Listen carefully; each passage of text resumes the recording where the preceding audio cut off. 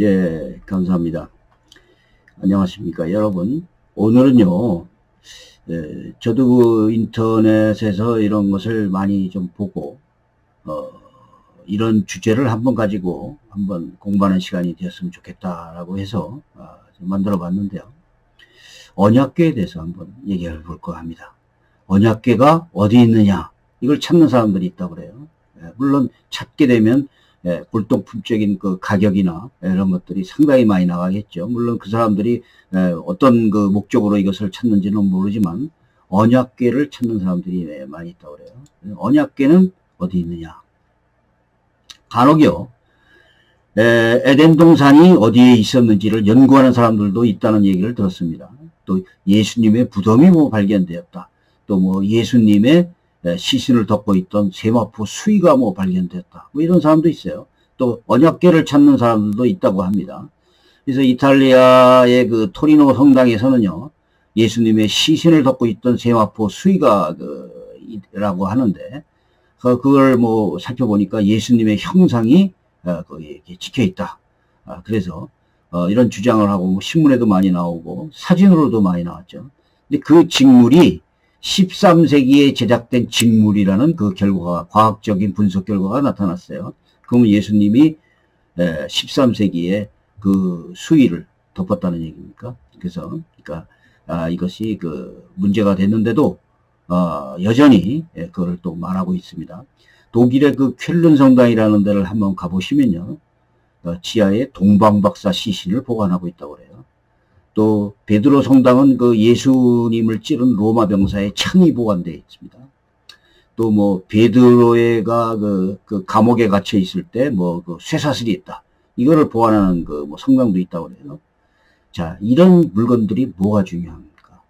우리는 이러한 물건에 집착할 것이 아니고 사실인지 아닌지도 모르겠지만 그 사건의 의미가 말하는 본질을 잊지 말아야 되는 것이 중요한 것입니다. 근데 이거 주로 카톨릭에서 이런 것들을 많이 해요. 지성소는요, 성막, 성전에서 가장 거룩한 장소였다고 그래요. 그래서 지성소죠. 그곳에 언약궤와 향로가 있었습니다. 지성소는 오직 대제사장만이 1년에 한 번 대속죄일에만 속죄 피를 가지고 들어갈 수 있는 곳이었습니다. 예수님이 돌아가셨을 때 이 성소와 지성소를 구분하는 휘장이 둘로 갈라졌죠. 예수님이 돌아가실 때 이 성소와 지성소를 구분하는 휘장이 둘로 갈라졌죠. 그래서 신약에서는 믿음이 있는 자는 만인 제사장으로서 누구든지 하나님께 직접 나아갈 수 있다고 해석됩니다. 히브리서 10장 20절이죠. 그 길은 우리를 위하여 휘장 가운데로 열어놓으신 새롭고 산 길이요, 휘장은 곧 저의 육체이니라, 이렇게 이제 말하죠. 그래서 이 언약궤, 언약궤는 법궤라고도 하죠. 여호와의 궤라고도 하고 하나님의 궤, 뭐 증거궤, 뭐 이렇게 여러 가지 그 용어로 불렸습니다. 처음에는 성막에 보관되어 있었어요. 나중에는 이제 솔로몬의 성전에 보관되었고요. 그 언약궤는 여호와의 궤, 법궤, 뭐 증거궤, 뭐 이렇게 불렸는데, 지성소에 들어가면 금으로 씌운 언약궤가 있었고 그 위에 속죄소가 있었으며 날개를 편 두 그룹이 양편에 조각돼서 서 있었습니다. 법궤는 어떤 의미를 갖냐면 이스라엘 백성과 하나님이 만나는 장소라는 의미를 갖고 있으며, 언약궤 위에 천사 모양은 그 그룹이었죠. 여호와의 임재를 상징합니다. 성경에서는 하나님의 얼굴을 보면 죽어요. 그래서 이것을 이제 상징적인 그 장소로 이렇게 봤던 것이죠. 하나님은 그 영이시고 사람은 그분을 볼 수가 없습니다. 심지어 하나님을 본 사람은 죽는다라고 성경은 말하죠. 그래서 언약궤는 하나님과 사람의 언약을 상징하고 보이지 않는 하나님의 실제와 임재를 가시적으로 나타내며, 시편 99절 1절과 같이 그룹 사이에 좌정하시는 하나님, 이렇게 말하기도 했죠. 하나님은 모세를 속죄소 위 두 그룹 사이에서 만나셨다고 얘기합니다. 출애굽기 25장 22절, 거기서 내가 너와 만나고 속죄소 위 증거궤 위에 있는 두 그룹 사이에서 내가 이스라엘 자손을 위하여 내게 명할 모든 일을 내게 이르리라, 이렇게 얘기하셨죠. 자, 법궤의 특징은 구약시대에는 오직 대제사장만이 1년에 1차 법궤 앞에 나아갈 수 있었습니다. 다만 불기둥과 구름기 떠나가면 고핫 자손만은 그 지성소에 들어갈 수가 있었죠. 그래서 고핫 자손은 성막이 이동할 때 법궤를 담당한 그런 사람들이었습니다. 그러나 예수께서 십자가를 에서 피 흘리실 때 성소와 지성소 사이에 휘장이 찢어졌죠. 그래서 이제는 누구나 은혜의 보좌 앞에 담대히 나가 이 하나님께 계시를 받을 수 있다. 여기서 말하는 계시라는 것은 그 이단들이 말하는 그 계시가 아닙니다. 하나님의 뜻을 받는다는 거죠. 법궤는 거룩하기 때문에 제사장이 어깨에 메고 날라야 했습니다. 수레에 실어 끌고 가다가 법궤를 만지는 웃사가 죽임을 당했죠. 법궤는 거룩하기에 3번 덮고 날라야 합니다. 법궤는 거룩하기에 함부로 만져서도 안 되죠. 자, 이스라엘 백성들이 행진할 때 법궤가 맨 앞에 행진했습니다. 그 다음에 이스라엘 12지파가 순서대로 뒤를 따랐죠. 요단강을 건널 때 법궤가 앞장서서 진행하자 요단강이 갈라졌습니다. 그리고 여리고성을 무너뜨릴 때도 법궤가 앞장서서 돌았죠. 법궤가 가는 곳에는 항상 하나님의 그 기적이 뒤따랐습니다. 에베네스에서 블레셋 사람들에게 언약궤를 빼앗긴 적이 있었는데 독종에 시달리게 돼요. 그래서 이 블레셋 사람들이 그것을 다시 돌려보낸 적도 있었습니다. 이 법궤라고도 하고 언약궤라고도 하는 것이 지금 어디에 있느냐? 최근에는 이 언약궤를 찾으려고 하는 시도가 있다는 이런 뉴스도 많이 있습니다. 그래서 이제 대충 정리를 해보니까 솔로몬이 시바 여왕을 만나고 보물창고를 열어준 뒤 그 법궤 이야기가 나오지 않는다고 그래요. 그래서 바벨론에 의해서 예루살렘이 멸망할 때 에디오피아로 갖고 갔을 것으로 추정한다고 이렇게 봅니다. 또 이디오피아의 그 악숨 사원이라는 곳에서는 자신들이 자기가 법궤를 보관하고 있다고 주장하기도 한다고 해요. 보여주진 않습니다. 두 번째, 예루살렘 멸망 직전에 에레미야가 느보산 어느 곳에 숨겼다고 이렇게 외경에 이렇게 기록되어 있기도 합니다. 다만 이 기록은 외경이 있으므로 그 신빙성이 떨어지죠. 그 다음에 디럭스 바이블에 이제 제가 마카비아를 찾아보니까 이렇게 나와요. 같은 기록에 있는 이야기입니다만 에레미야는 모세가 하나님께서 주신 땅을 보고 올려갔던 그 산으로 갈 때 하나님의 지시를 받고 장막과 기약궤를 따라다니게 하였습니다. 에레미야가 그곳에 이르렀을 때 동굴 속에 방을 하나 발견하고 그 속에다 장막과 기약궤와 분향제단을 안치했습니다. 그리고 그 입구를 막아버렸습니다. 그와 함께 갔던 몇 사람이 그 길에 표시를 하려고 그곳으로 가보았지만 찾을 수가 없었습니다. 에레미야는 이 말을 듣고 그들을 꾸짖었습니다. 하나님께서 당신의 백성을 다시 모시고 그들에게 자리를 베푸실 때는 그 장소는 아무도 모르게 감춰두어야 한다. 이렇게 외경이니까 믿을 만한 것은 안 됩니다. 세 번째는 AD 70년에 그 로마의 티토스가 쳐들어와서 예루살렘 성전을 붕괴할 때 모든 성물을 가져갔고 있다는 그 주장이 있습니다. 그래서 그 증거로 티토의 그 개선문에 등대가 조각되어 있다고 합니다. 현재는 그 바티칸 궁전에 있을지도 모른다. 이런 견해가 있고, 헤롯의 성전에는 언약궤가 없었습니다. 헤롯이 지금 예루살렘에 있는 성전에는 언약궤가 없었다. 이것이 정설입니다. 네 번째로는 유대인들의 그 랍비의 견해는 세월이 많이 지나서 없어졌을 것으로 생각합니다. 그래서 법궤에 대한 기록은 느부갓네살에 의해서 예루살렘과 그 성전이 파괴된 후에 BC 587, 586 이후부터는 언급되지 않습니다.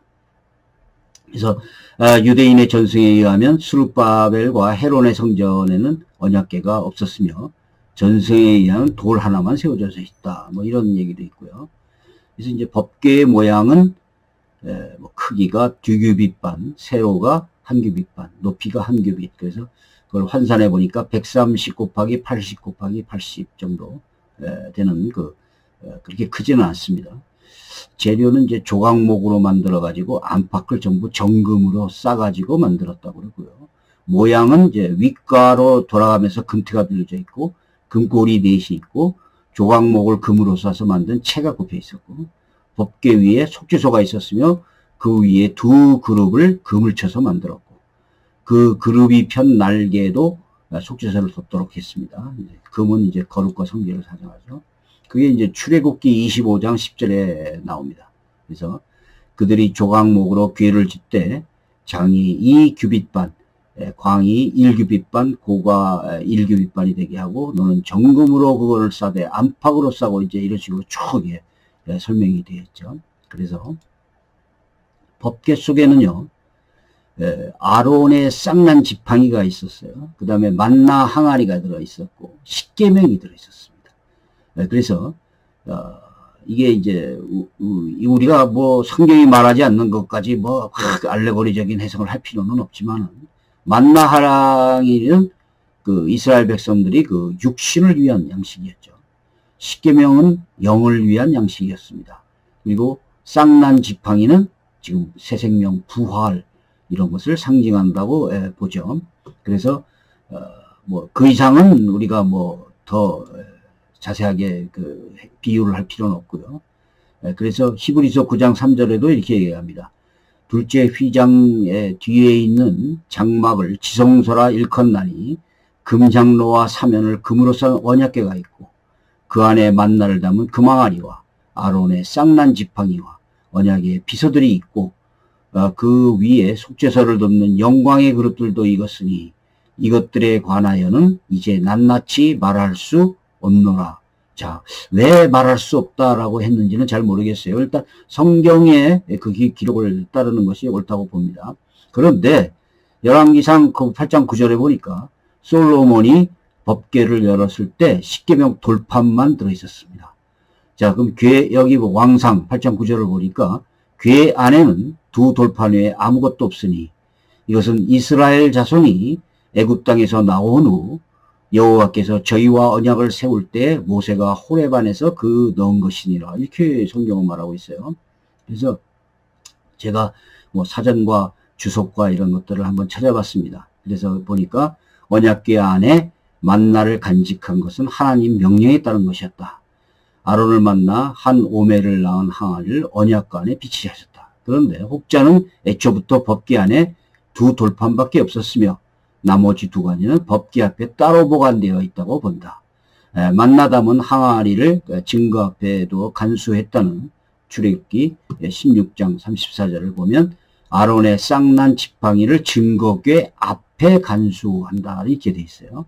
그리고 법궤 안에 두 돌판이 기록되어 있다고 성경은 말하고 있고요. 그래서 이런 그 견해는 본절의 기록으로 봐가지고 좀 받아들이기가 좀 어려운 것 같아요. 왜 그러냐면 언약궤 안에는 두 돌판에 아무것도 없으니 이렇게 했으니까. 그래서 이것은 모순된 것은 아니라고 봅니다. 왜 그러냐면 이 구절들은 이 세 가지가 모두 법궤 안에 있었으나 어떤 이유인지 모르지만 두 가지가 없어지고 두 돌판만 남았다. 이렇게 볼 수도 있다고 생각하기 때문이에요. 그래서 학자들은 이렇게 이 두 가지는 없어지고 성전이 완공된 솔로몬 시대에는 두 돌판만이 남아 있었다라고 이렇게 추정을 한다고 합니다. 이것도 무슨 주석적인 견해에 지나지 않습니다. 우리는 모르는 거예요. 자, 근데 이 세 가지를 법궤에 넣은 것은 하나님의 명령에 따른 것이죠.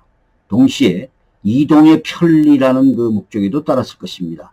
자, 법궤 안에 세 가지가 있었다는 기록도 있고 별도로 있었던 기록도 있어요.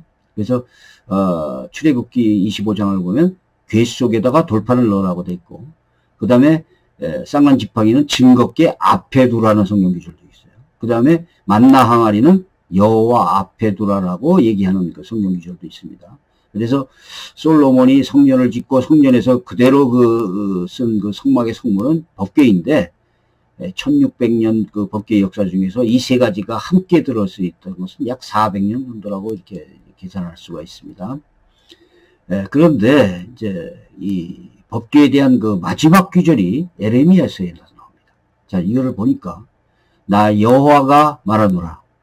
너희가 이 땅에서 번성하여 많아질 때 사람이 여호와의 언약궤를 다시 말하지는 않을 것이요, 아니할 것이요, 생각지 아니할 것이요, 기억지 아니할 것이요 찾지 아니할 것이요 만들지 아니할 것이며 이렇게 말하고 있어요.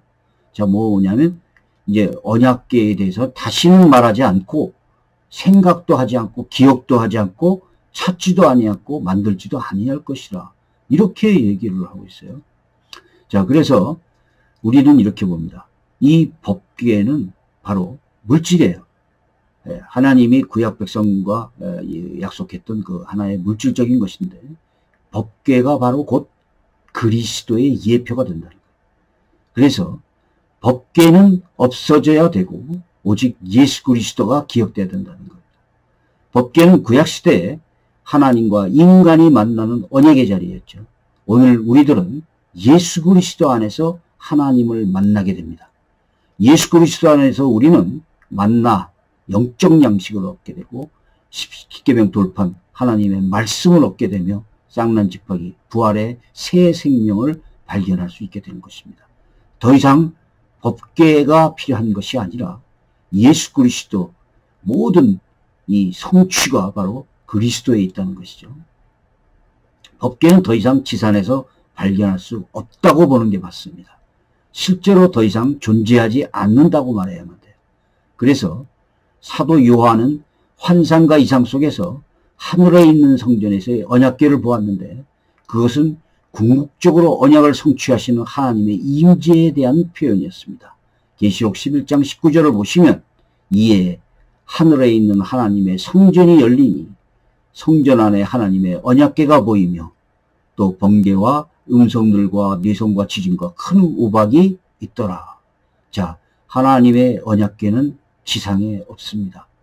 그리고 하늘의 성전에 들어가 있어요. 자, 하늘에 있습니다. 자, 그리고 바로 그리스도가 바로 모든 구약의 그 최종적인 성취, 종결적인 계시가 된다는 것입니다. 자, 여기까지 하겠습니다. 감사합니다.